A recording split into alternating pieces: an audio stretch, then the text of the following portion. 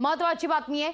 बारामतीमध्ये आज तिसऱ्या टप्प्यात मतदान होत आहे, पण बारामतीची ही लढाई इतकीही सोपी नसल्याचं दृश्य आहे। कारण राष्ट्रवादी शरदचंद्र पवार पक्षाचे आमदार रोहित पवार यांनी आज सकाळपासूनच व्हिडिओ बॉम्ब टाकत या सगळ्या संदर्भात खळबळ उडवली आहे। रोहित पवार यांनी आतापर्यंत अजित पवार गटावर पैसे वाटप केल्याचा आरोप करत 5 व्हिडिओ बॉम्ब टाकलेत। या संदर्भात सकाळपासूनच रोहित पवार यांनी व्हिडिओ ट्विट केल्याचं पाहायला मिळतंय। रोहित पवार यांनी सकाळपासून कोणते व्हिडिओ ट्विट केलेत हे आपण पाहतोय।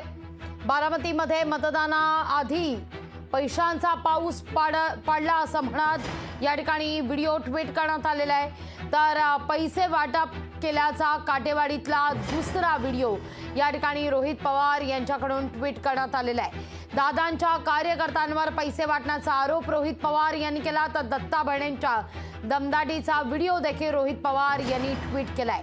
तर पैसे वाटण्याचा चौथा व्हिडिओ देखील रोहित पवार यांच्याकडून ट्विट करण्यात आलेला आहे। कारखान्यामध्ये पैसे वाटले जात होते असा आरोप रोहित पवार यांच्याकडून करण्यात आलाय। दरम्यान या सगळ्या संदर्भात राजकीय वर्तुळातून देखील प्रतिक्रिया उमटते।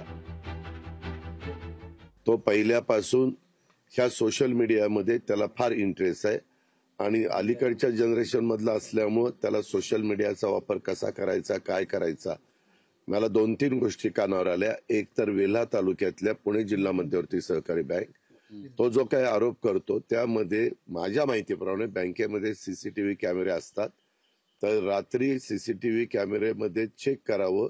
सध्या काही उद्योग नाहीये, तो सध्या असल्याच बेडवाकडा प्रकार माझ्याबद्दल बोलणं आणि लोकांच्या मध्ये गैरसमज निर्माण करणं, या संदर्भामध्ये त्याचं त्या ठिकाणी काम चालू असतं।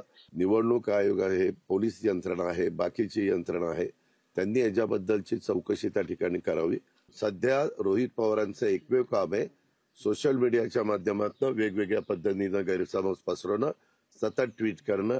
ट्विट करून आपण परवाच्या शेवटच्या सभेमध्ये पण बघितलं कशा पद्धतीनं त्यांनी ती नौटंकी केलेली होती। हे त्याचं कामच आहे। मी त्याला फार लहानपणापासून त्या ठिकाणी ओळखतो। लोकशाही मराठी ऐका, पहा, जागरूक रहा।